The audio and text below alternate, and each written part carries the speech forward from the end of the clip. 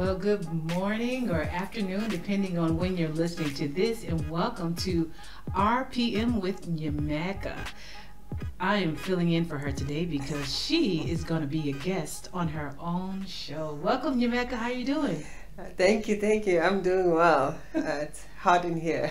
Oh, yeah, Shane, we had to cut the AC so that you'd be able to hear. No, it's hot in here. The interview, I'm on the hot seat. Oh, you are. That's what I mean. I'm thinking about like we're getting hot because it's hot in here. Okay, the temperature's hot, yes, and the seat is hot. Well, as you know, with RPM, we always like to start with this one special question. What is on your playlist? The interesting thing is for somebody that loves music, and I thought about it, like on my playlist right now, something that I've been like literally stuck on for a while is not so much music. But I play through a streaming music platform, so I guess it's on my playlist. It's actually Paul's Final Missionary Journey. Yeah, it's so interesting for me because you're listening to it and you feel like he's on trial, and obviously he is on trial, but just the whole different culminating things that come in. He gets arrested and he goes on trial, and then they're like, this man is not guilty, we can't hold him, and then they still hold him, and then this guy, this one governor, because he wanted to do a favor, he left Paul in prison because now he doesn't want to have a bad name. And then the other one, obviously Paul realizes he's been there for too long. He's like, he wants an appeal, like the highest court in the land in South Africa, I think is the one in Bloemfontein. And then they're like, well, if he hadn't asked for an appeal, then we wouldn't let him go, but we can't. So this political thing, and just how even just right now in South Africa, the kind of things that are happening, and they remind you of that whole thing of just, people for a long time have not really been have always had good intentions. Somebody is not guilty, they say it. In the Bible it says it in that, because I'm listening from Acts 21 up until Acts 28. Yeah. And they're like, we don't find anything. We can't charge him with anything. And one of the governors, he had Paul come to him quite a number of times because he thought Paul will actually bribe him. And it's like, wow, this thing has been there for a while, eh? Yeah. It's been there for a while. So these are things. The corruption. Yep, the corruption has been there for a while. It has. There's nothing new under the sun. Yeah, that's so interesting. Yeah. I think back to when we first started doing ministry, the Bible on CD, which we don't even use anymore, was becoming popular. And then this guy recorded Max Lucane, the NIV version of the Bible. And it really has transformed how we interact with Scripture. Yeah, definitely. I definitely just love it. I listen to it's called Street Lights. It's got a hip hop vibe to it. So it's they read the Bible, but it's got background music. Nice. It sounds very good. Yeah. Okay. That's why I listen to it. Okay. Maybe we can get a sponsor. What's it called again? Street Lights. Street Lights Bible. Lights. Street Lights Bible. Okay. It's for the streets, and obviously you know what the word says. Your word is a lamp unto my feet and light unto my path.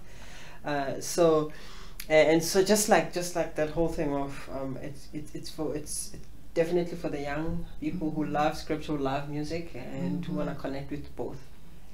So that's what it is. As the young folks would say, that's what's up. I love it. Okay, I didn't even know about that. I'm going to recommend that to some young people that I know. So tell me, what do you do? Whoa, what do? I help people find significance in their lives and move from point of doing a job to a purpose. That's what I do. Say that again. Sounded so poetic.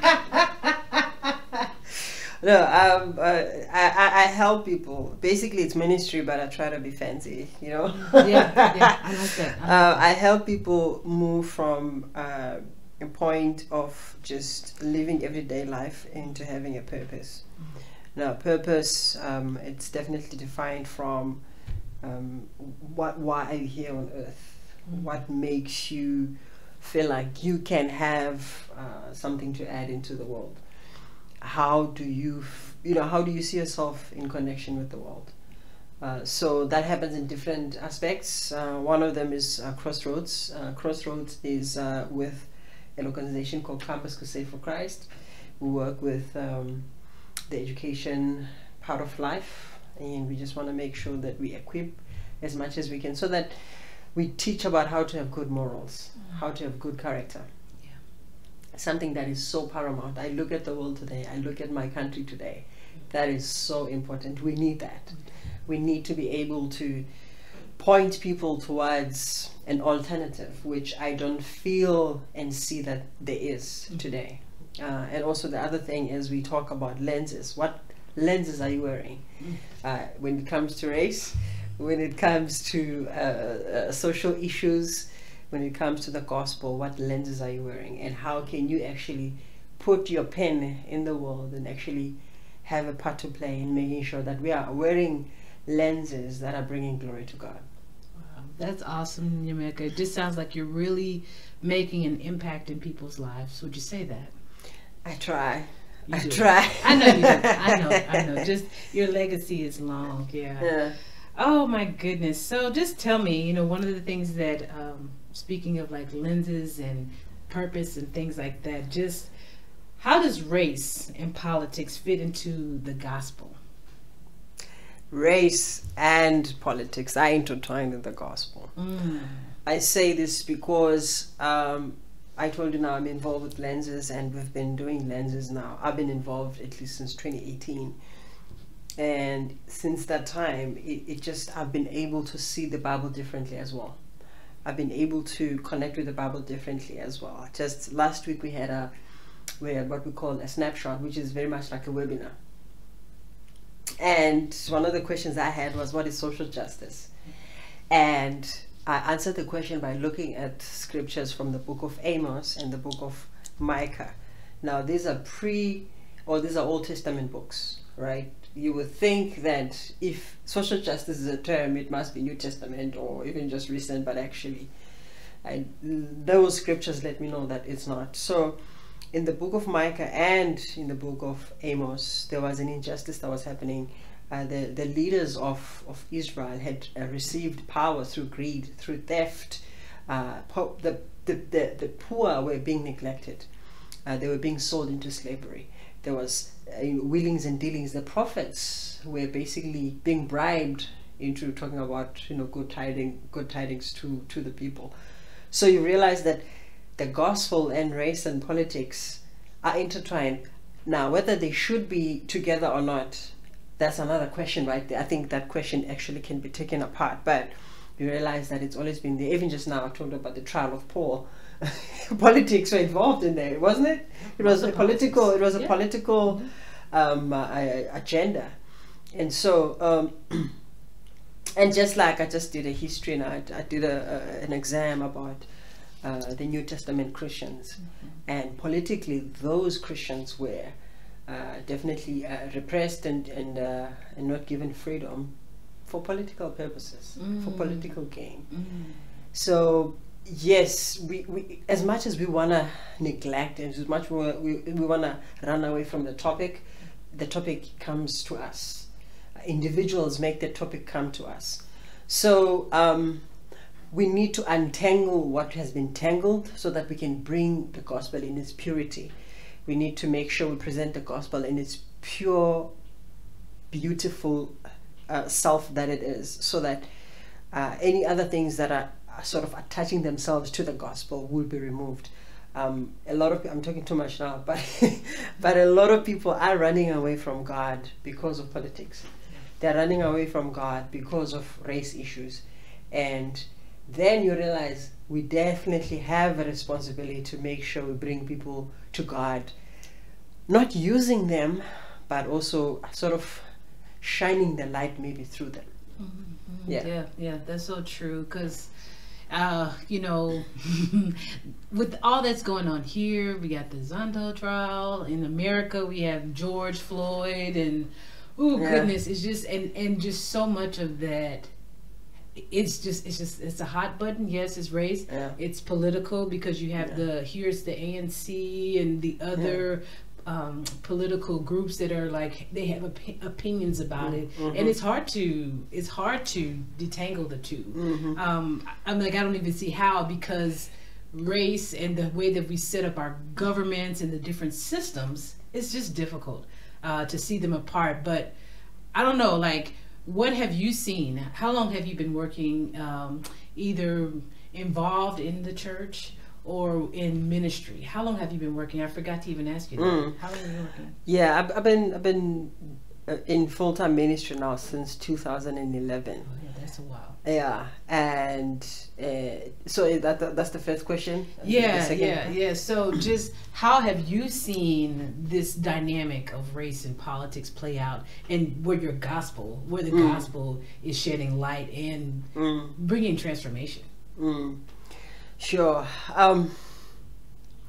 In my personal experiences, I feel like definitely the church could have done more and should have done more, or should have had answers when people had questions. I feel that there is that whole thing of, I'm doing the gospel, I'm not involved in racial things. That's true, we should. But the fact is, we are not. So I've seen people not wanting to address issues that are so dire.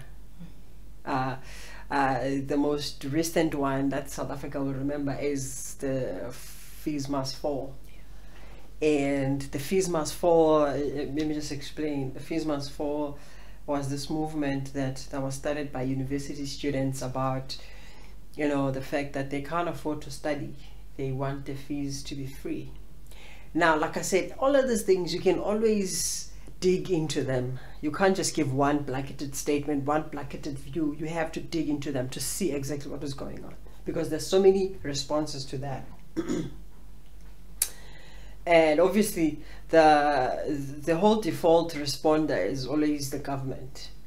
And so, because young people are young, they're vibrant, and they brought it to the church.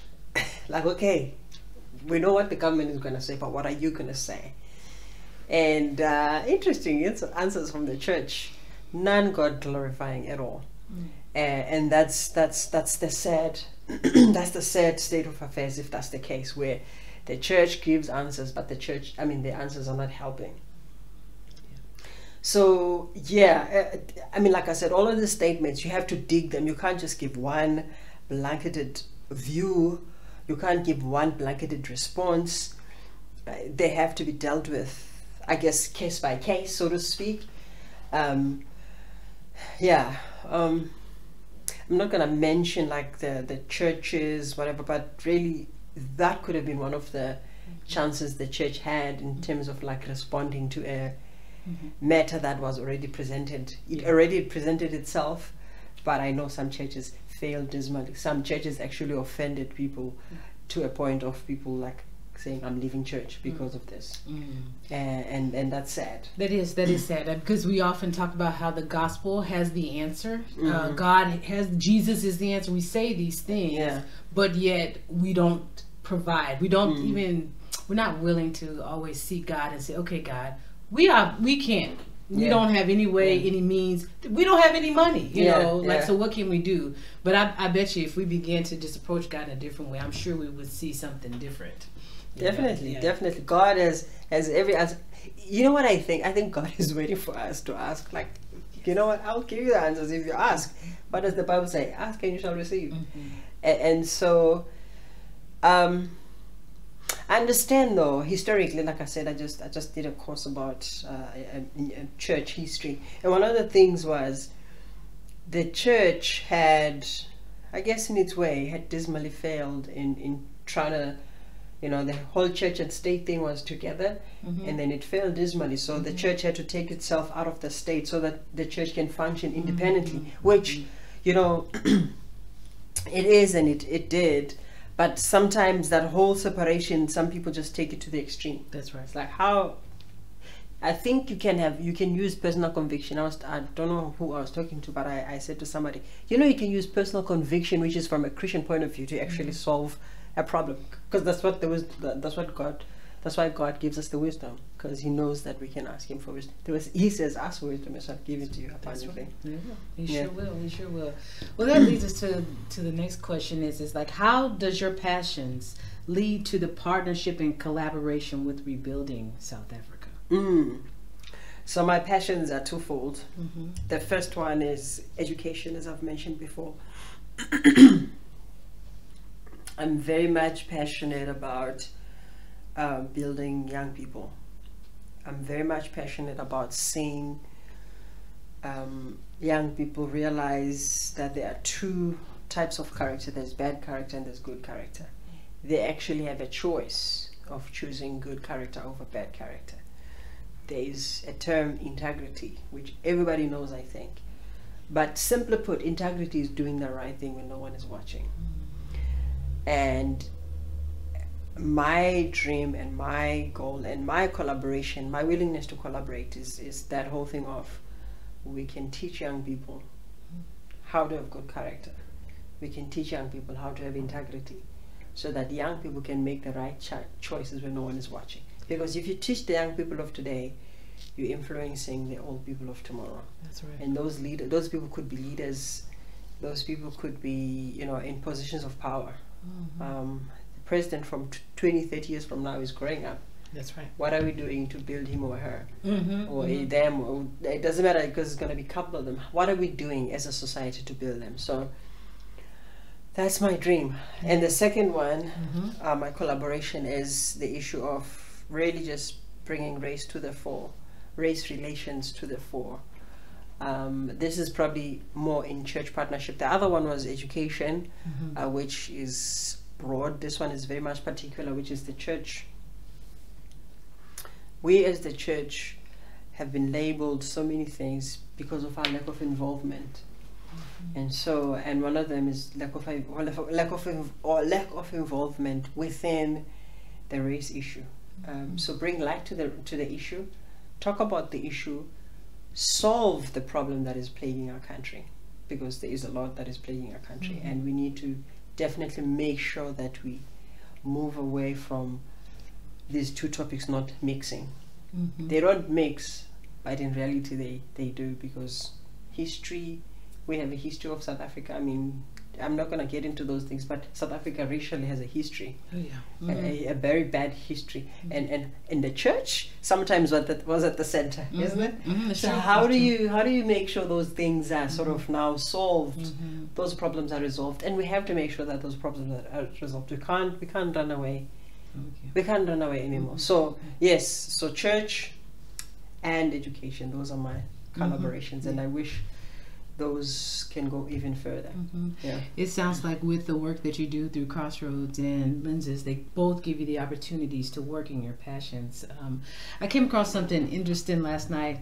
I like to listen to podcasts too. Yeah. And it's just so often, especially when it comes to the issue of race, even sometimes education, we feel like as Christians it's an optional conversation because we're focused on the gospel without realizing that these are opportunities for us to proclaim, to show exactly how Christ speaks. And I think that's, when we read the Gospels, we see Jesus all the time speaking directly to those issues and not shying away, not being afraid, but he enters in. And if we could just enter in, we'll probably be surprised with what we would learn, don't you think? Yeah, definitely. There will be so much.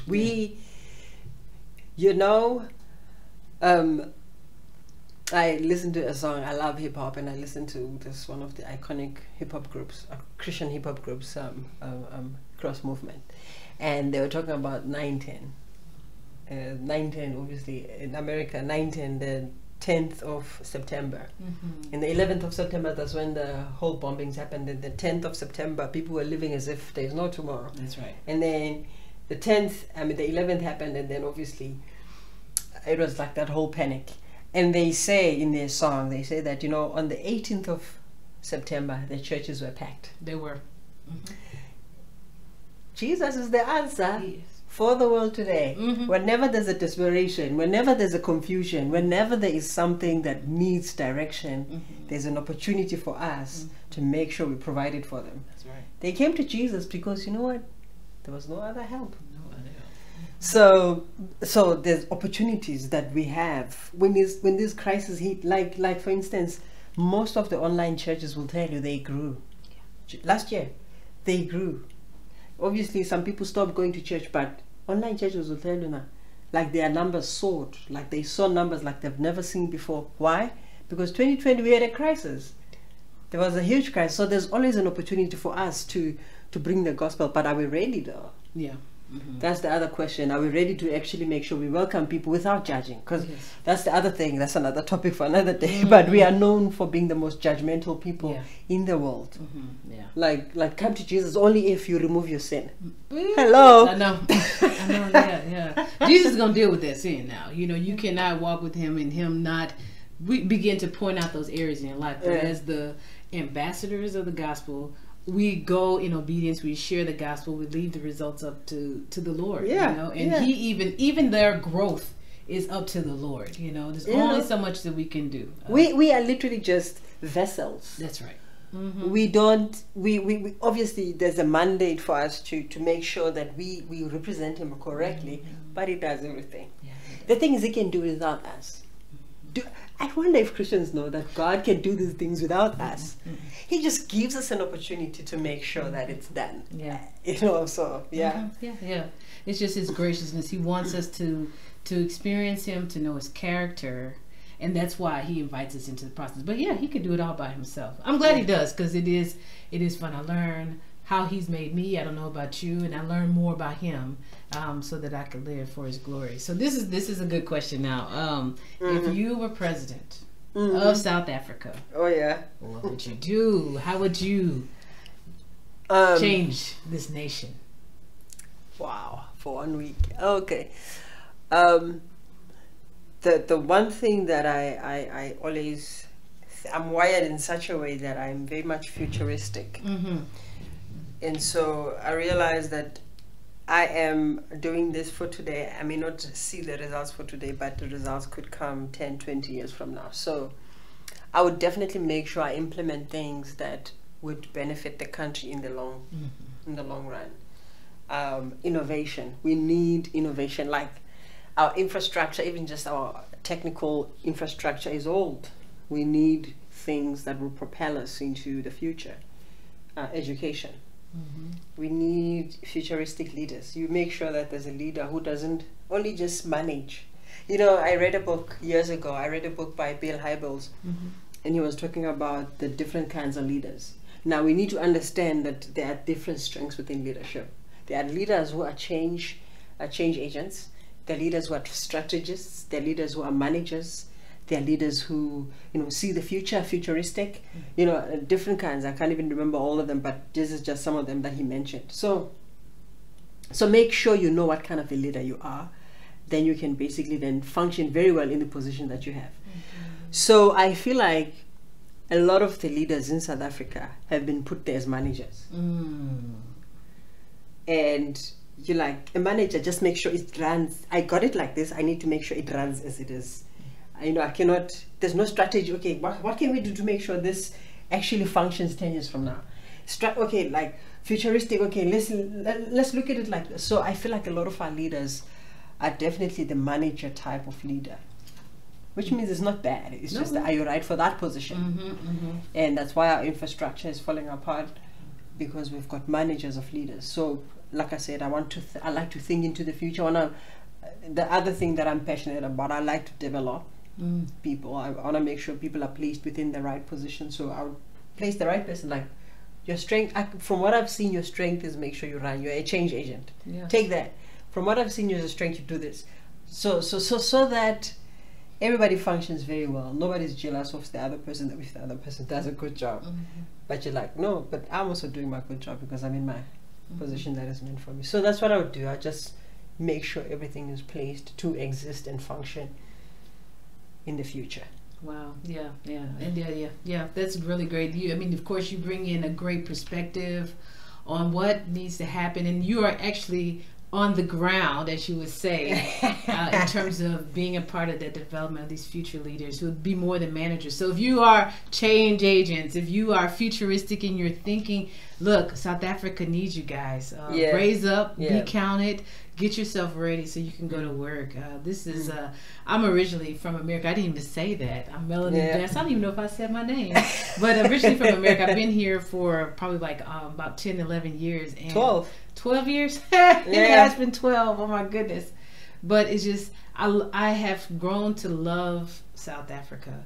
And I can see the potential. Yes, it is a young nation in terms of the new democracy, but the potential is endless. Yeah. And I think the things that you mentioned, like the whole fees must fall, is like you have to give these young people the opportunity. Look, they are overcoming some great challenges. And if you don't just find the money, like churches, we need you to help send these kids to school so that they won't be at your house trying to steal from you. They need to be trained. They need jobs. How can we create? They need to develop a skill. They need skills. And so you're right. You have to be more than a manager. You need so many different elements. And so we pray that things would be moving in that direction soon. I hope really hope that. Yeah. Well, is there anything else you want to share? Just parting thoughts? Any words of wisdom that you would like to give your audience today? Wow. Very simple words: love God and love people. Love God. Represent God well. Love Him with all your heart and all your understanding. And represent Him well. So many of our leaders, I mean, I don't have to tell you, so many of our leaders, Christian leaders, have fallen by the wayside because they didn't represent Christ well. So represent Him well. I'm speaking to myself as well. Have the decency, if you no longer representing Christ, like, you know what, I'm no longer representing Him, and to walk away. Don't have that pride to stay. I'm a Christian. And then obviously now it's the Lord's name that is being decimated. So love God, love Him enough to say, you know what, at this point I don't feel like I'm representing you well. Then I'm gonna go. No, it sounds so bad, but I'm trying to say represent Him well. Represent Him well and love people. It's important for us to just show a love for people. Just respect people from their standpoint. Respect people's opinions. When I disagree with somebody, it doesn't mean that I don't love them. And the sad part is that with social media and all that kind of stuff, that if I just say I disagree with you, people automatically think I said I hate you. And I hope that we can have that whole thing of I love you, but I disagree with you on this point. When you said this, I disagree with you on that, but I still love you. Politically, there's so many things that we have, so many views within the Christian world, that so many views that are different. Different is not bad. Different is different. And so when we love God, we know how to represent Him. We definitely worship Him. We try as much as we can to represent Him towards people, but also love people, realizing that we are almost 8 billion, if not 8 billion people, 8 billion different people, 8 billion different characters, personalities that we've been placed here to try to understand each other, which, praise the Lord, we do, but we don't understand each other, which is God's honest truth as well. So yeah. Yeah, well, that's beautiful. Love God and love people. Difference is not a bad thing. It just takes me to, in Corinthians, how it talks about we are one body but made of different parts, and each functions differently. And the sooner we realize it, embrace it, and celebrate it, some parts are more noble than others, some we're a little ashamed of, but we're still called to love one another. So for believers, love God and love others. I couldn't have said it better. Wow. Thank you. Well, Nyameka, thanks so much for. How was the hot seat for you? Hot. I thought we were going to have to take a break and get a cup of water, but we made it through. And I tell you, it's been a privilege to just kind of sit and just chop it up, as our friend Deuce would say.